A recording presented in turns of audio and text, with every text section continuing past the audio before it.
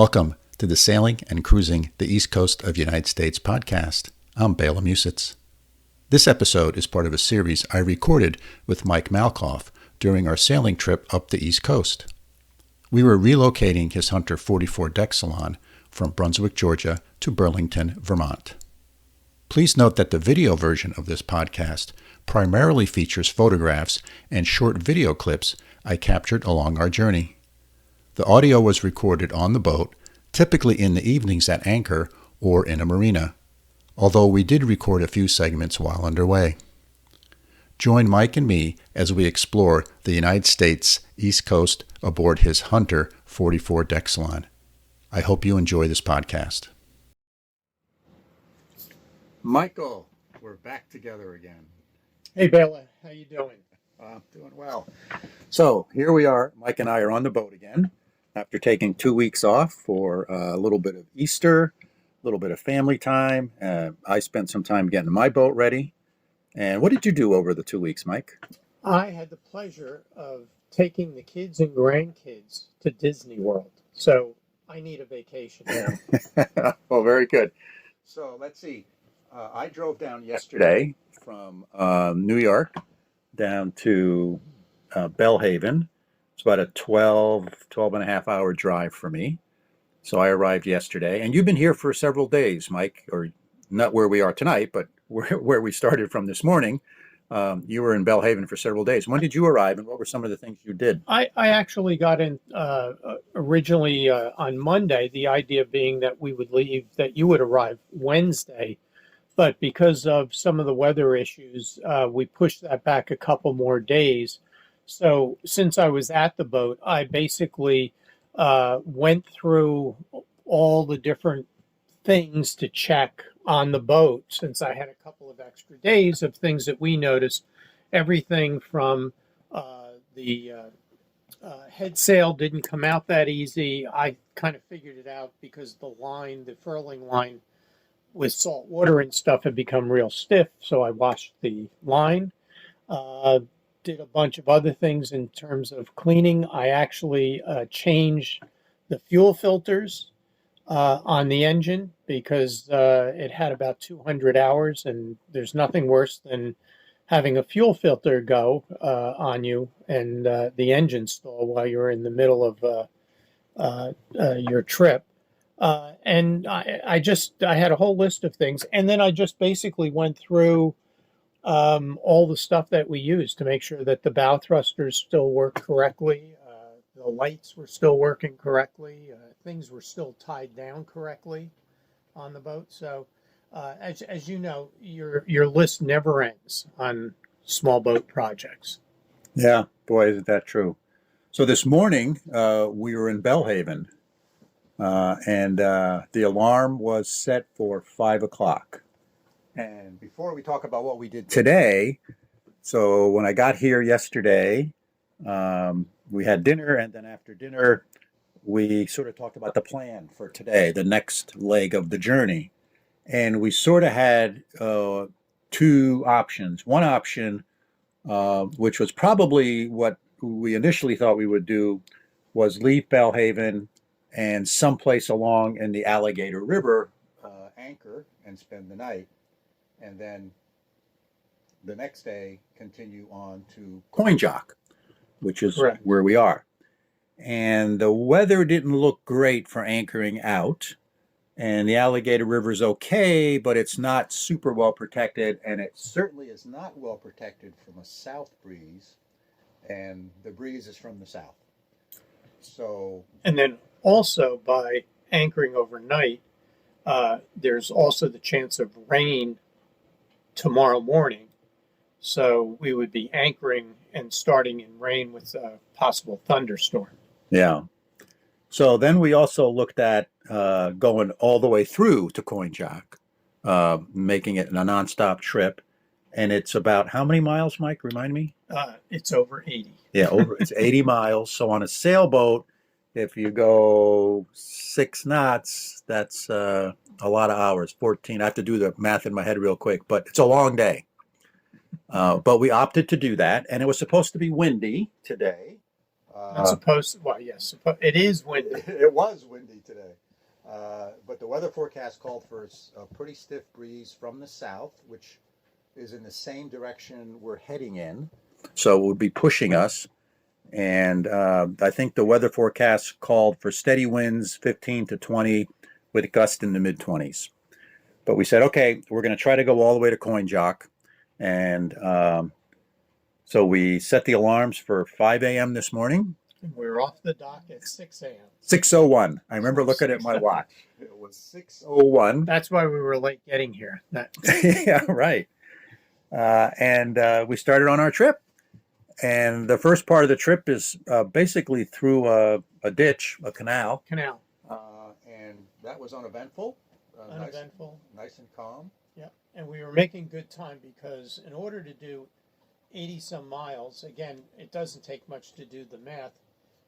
If you're traveling at 5 knots, 6 knots, or 7 knots, how long it'll take you to get here. And you have to anticipate there's going to be some slowdowns on the way. So my goal was to make sure that we were averaging over 6 knots, preferably 6.5. And I was counting on that wind that was going to be on the stern would be helping us along. And fortunately it did. So we actually, I'd say, probably averaged closer to 7 knots, which made the trip that much shorter because generally you're not traveling at 7. Well, we were doing over 7 knots for a while. We were. Because of the wind. Yeah. Yeah. We made good time. So that was very good. So a couple of highlights along the trip. The weather was very nice. Nice sunny day. It was warm. It was very comfortable on the boat. You have your full enclosure, and we get a little breeze from the stern, which kept us cool. So that was very nice. And kind of the first thing, we did have one drawbridge, actually a swing bridge. Swing bridge that we had to go through that is right before one of the challenging parts of the trip is crossing the Albemarle Sound, which is a large open area of water that isn't very deep, and it's known for being a bit challenging when the wind kicks up, and the wind did kick up today. Yeah, so we had some big rollers out there. I would say 2 to 3 foot seas, and every once in a while, maybe something a little larger than that. Yeah, something a little larger, especially when the 100-foot cruising boat came by at 35 knots. That added to those rollers that one time. It did. And it was pretty, it was too rolly for the autopilot to really do a reasonable job. So which meant we hand steered all day today, one of us. Mm-hmm. And that was a lot of work because it as you say, it wasn't like sometimes when we hand steer, we can be sitting down and just, with our foot on the wheel, and we just move it a quarter inch this way and a quarter inch that way. And with those rollers, we were standing at the wheel holding on. We were standing at the wheel holding on, and we were actively participating in steering the boat. So that was a good workout today. So let's talk about the Alligator River Bridge. Absolutely. So it's one of these classic swing bridges, which means it's not a drawbridge. The bridge actually rotates right in the middle of the bridge. There's a piling, and the bridge basically rotates 90 degrees, pivots around that middle. And I guess what not to interrupt, but I guess today what made it interesting is that if you've ever traveled on the ICW where you have to request bridge openings, generally they're what I'll call sort of business-like, somewhat surly at times, since they control your destiny, not overly enthusiastic about what they're doing, because I imagine it could be boring at times.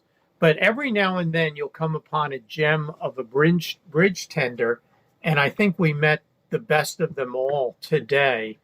A fellow with a long Southern drawl that thoroughly enjoyed his job in making the best of opening and closing a bridge.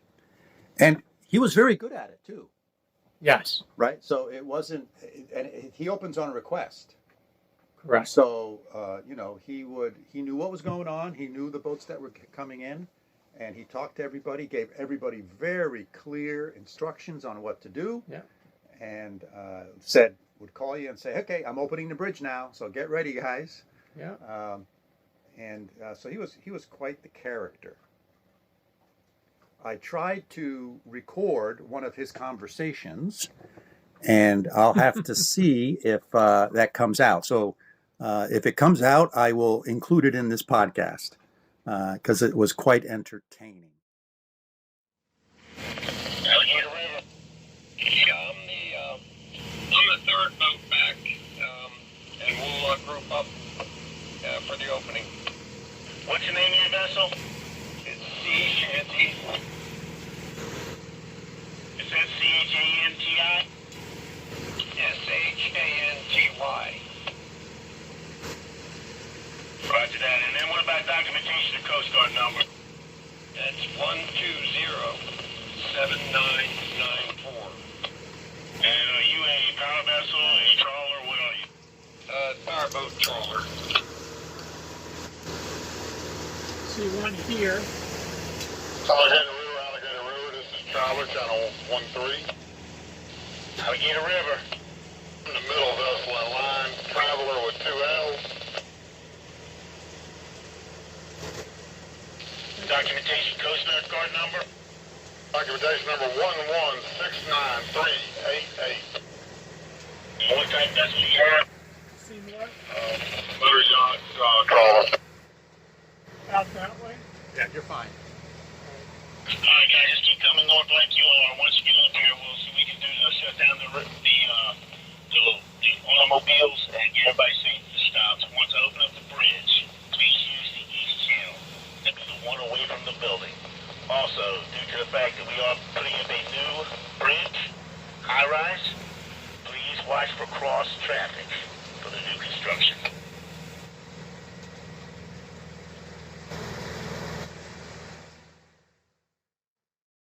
Yes, he definitely was, but it makes for an easier trip. But like you said, best of all, very professional, because it can be frustrating when you're going up to a bridge and they don't give you very clear instructions, and you don't know whether to slow down or how close you should be, how long you're going to wait.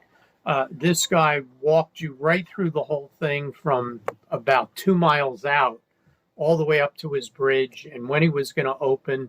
And he always gave you a traffic report as part of it as to how many cars he was going to be holding up. Yeah, he was excellent. Excellent. So what are a couple of other things that we encountered on today's trip, Mike?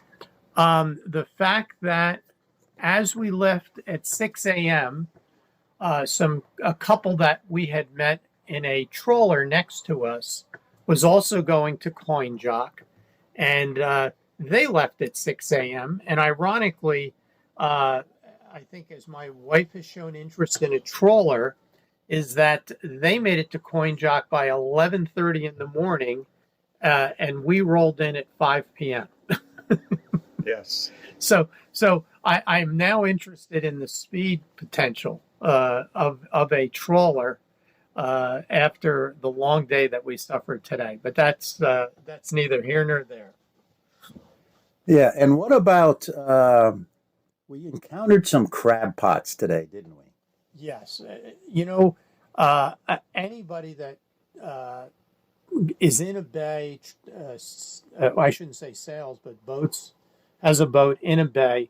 I cannot explain it. And yes, crab pots are a business for somebody, probably an individual small business. But the frustrating thing is why they have to put the crab pots in the channel. And today, because of the high winds that we encountered and the rollers and whitecaps made it very hard to see. And sure enough, there were crab pots right across the channel that traveling today was challenging enough, and steering the boat that's rolling back and forth with whitecaps, 25 plus knot winds. And now you're also having to watch out for the crab pots that are hard to see because some of them are white and some of them are black, and they're just all over the place. And why they put them in the channel, I don't know. Maybe somebody can explain that to me, but it's frustrating. You know, and the interesting thing about where we were today was that there's really no dredge channel. Everything's about the same depth. There's just a marked channel for it to kind of give you guidance as how to get from point A to point Correct. B. In the sound today, yes, it's a straight line across, and it's not a marked channel because there's plenty of depth on either side. So why someone would put crab pots where all the boats where all cross. the boats go, it doesn't, because the water's the same, Right. right? So I don't totally understand that, but anyway, we survived that without incident. And as the day progressed, it sort of got windier and windier and windier. And I think the highest I saw on our and the little whirly bird wind thing was 29 knots, which was some pretty good gust. I think it was blowing steady 20 to 25 Correct. for a long period of time. The prediction was 15 to 20 steady with gusts 20 to 25, and what we ended up with was steady 20 to 25 with gusts 25 to 30. Right. Correct. But it was all quite manageable, and we got here quite nice. There's one in the Coinjock Marina. Coinjock Marina. They just have one long dock. There's no slips. So you basically parallel park, and a lot of boats are moving north this time of year. So as you come in, they stack you up, and There's a foot between our bow and a foot between our stern to the next boat. yeah, they pack them in. We are packed. We're packed in tight. But anybody that traverses and goes up and down the coast on the ICW, Coinjock is a must stop because you will experience their world famous prime rib. Which we did experience this evening. We did experience this evening, and it was very good. Yeah, it was amazingly good. I mean, here we are out in the middle of nowhere. I mean, there's like real no town here. No, There's this marina, and it's packed, and the marina was full. The restaurant was full. and it's a big restaurant. Big restaurant. You had to reserve if you wanted prime rib. You had to reserve it Yes, because they only make so many servings per day, and so we actually reserved ours early in the afternoon, long before we got here. And there's a big fishing boat just going by us here. It's Oh, pulling oh, fishing boat. wow! It's one fishing boat pulling another fishing boat here at 9:15 in the evening. We're going to get a little wake here, but interesting. So the prime rib was very good. And why you would expect to have good prime rib out in the middle of nowhere in the swamps of North Carolina is I don't know. I would have expected maybe a nice shrimp dinner, but we had great prime rib. Well, we talk about this all the time. Is the unique thing of traveling on the waterways is you experience these small towns and things that you would never drive by because they're just off the beaten path. They're on the waterway. And this is one of those places that's definitely worth the experience and stopping here. Yeah, agreed.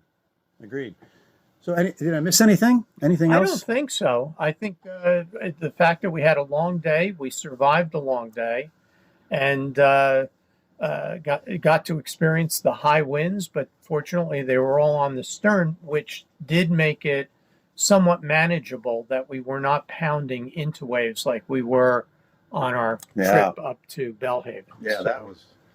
If the winds would have been from the north, we would have not have moved today. no. And as you noticed, there were no boats going south. Right. We did not encounter any boats heading south. Everybody was heading north. So should we wrap this one up? What do you think? I think we can wrap this up, and hopefully the rains will hold off on us tomorrow as we head up to Norfolk and the myriad of bridges and locks. Yeah, so stay tuned.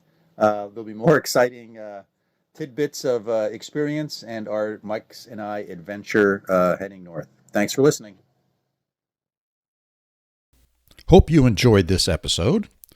And as always, if you have any questions or suggestions, please feel free to contact us at sailingtheeast, that's all one word, at gmail.com.